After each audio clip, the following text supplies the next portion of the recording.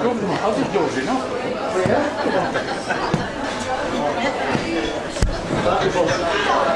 Right, I hope this is all for Revillo News. Len, as you know, anybody who knows this wonderful man has had a full life. So we thought we'd just for 10-15 minutes, a bit of fun, and tell you a little story.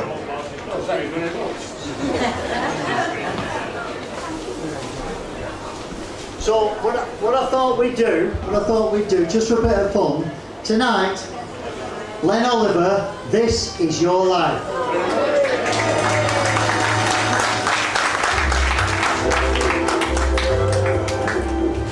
Okay, Len, it all started in Birchill Hospital in Rochdale. Now look at him now, and the script here says he's handsome, but I really say that, I cannot, right? But honestly, he's a handsome man, as you know, all of these fantastic pictures, but when he was a child, he was not very good looking at all. In fact, he was so ugly as a baby, the midwife slapped his mum. And he was going to be called Thursday, not because of the day of the week that he was born on, but Dad turned to Mum and looked at him and said, "Hey love, let's call it a day." His first school was Spotland Road, and in the class I found out, I spoke to two of his colleagues, yeah, they're 90 as well, and one of them said, oh yeah, in class one day they had a religious lesson, and the teacher asked the lovely question, where is God? And this child said, he's in church. Wonderful. Second one said, well, he's everywhere. Fabulous. Len put his hands up. He said, he's in our bathroom. And the teacher said, how do you make that out? He said, every morning my dad bangs on the bathroom door and says, good God, how much longer will you be in that bathroom? So, at 6 he moved to Oldham, and Mum and Dad bought a little cottage up on the moors near Grangebar and joined the church choir. So Len already is a singer. Obviously, he's at the moment, he's a transvestite, but he was a singer in those days, okay? And soon after, Mum and Dad managed a run-down chip shop, and they renamed it Olivers Cosy Cafe, with all sorts of crazy customers. Chap came in one day, he said, fish and chips twice, and his dad said, I heard it the first time. As a child, he went to the pictures, get ready for the cue, Johnny, went to the pictures a lot. He loved going to the cinema to know Len. He watched Zorro, and this was his real hero. Let's see if we get it cue right. Tell me who this is.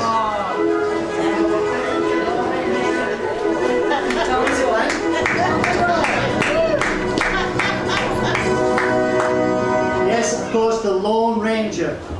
And apparently, one of the Lone Ranger scenes, Tonto puts his ear to the ground. He said, he must have it. He must have it. He said, stagecoach, go past here with 4 horses.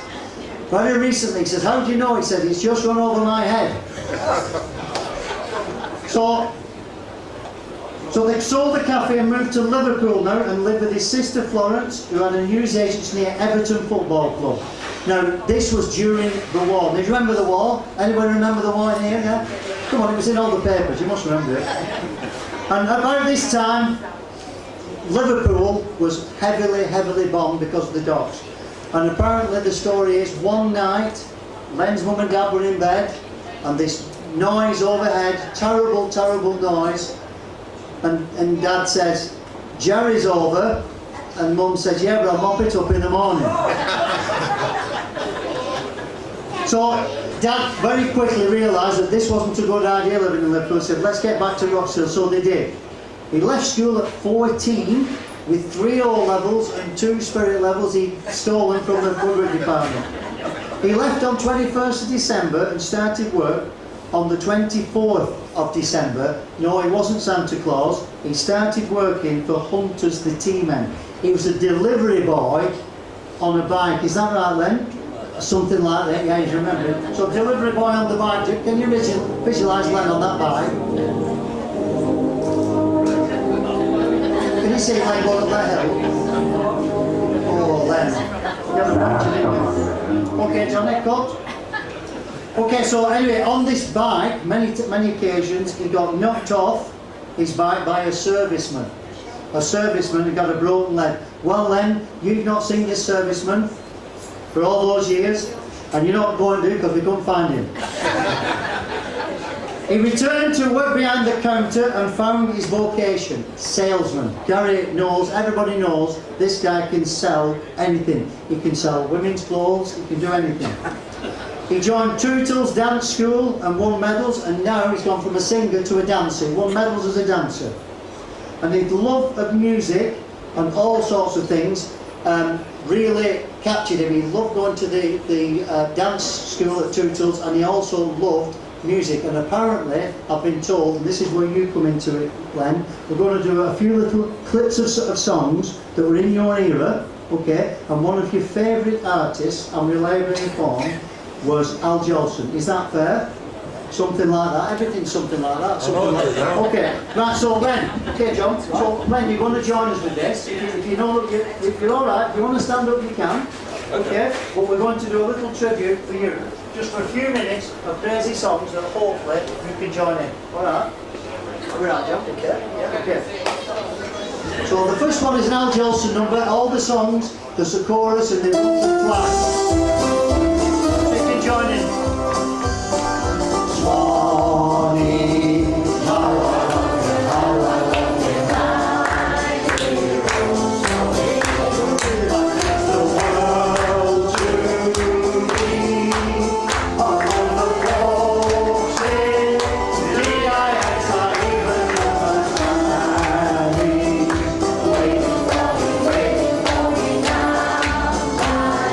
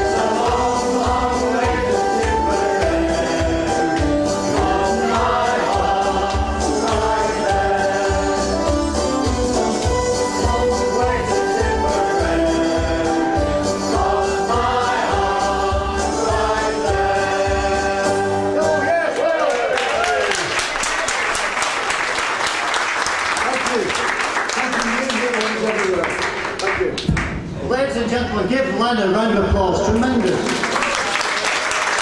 at that. He's really upset. He's an ex-RAF man and he's got infantry helmet on. So, well done, Len. You've just swapped services in no time at all. Anyway, the big moment then, the very big moment. We'll not keep you long because the buffet has arrived. The very big moment he met the love of his life, Kathleen. 2 tills dance hall.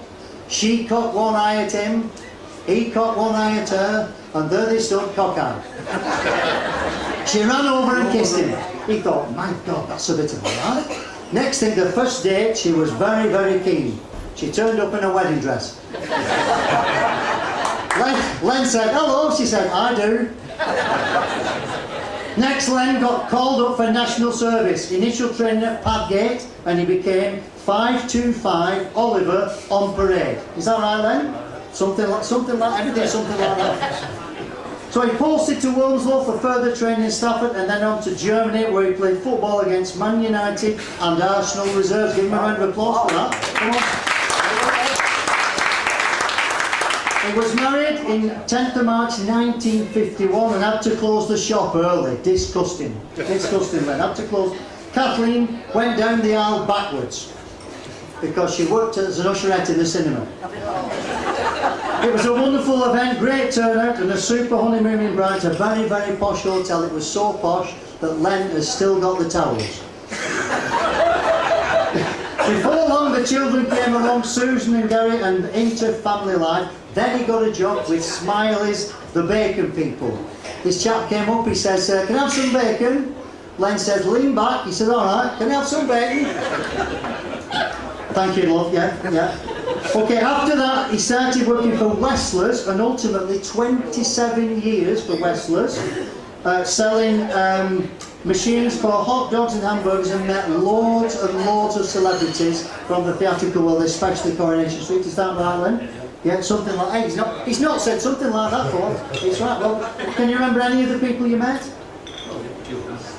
Violet Carson and Elsie Tanner and all them. Yeah, see, they all think well of you, Len, even though they don't. All right. So at this time, he moved to Bowling Norwich and then holidays with the family.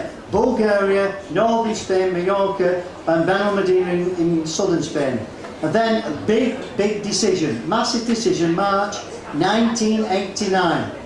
Oh, this year I'm off to sunny Spain.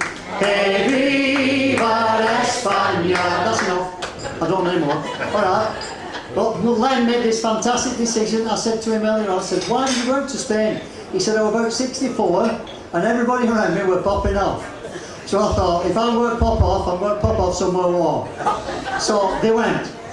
And he loved it, but the first meal he went out, he thought things were going to be quite cheap, but the first meal he went out, few of them, the waiter said, Senor, the bill. He said, no problem, how much? He said, 200 pesetas. So Len says, no, I don't think so. He says, yes, 200 pesetas. Len says, I don't. He says, Senor, I have got the chits. Len said, you've got the chits. So we went to Benidorm Palace. It was a massive showplace, loved by everybody. Now Len, the lucky man over in Spain, does he not know you very well? Yeah, he knows you very well. Used to bring a lovely rose for Kathleen and still sees you with the rose.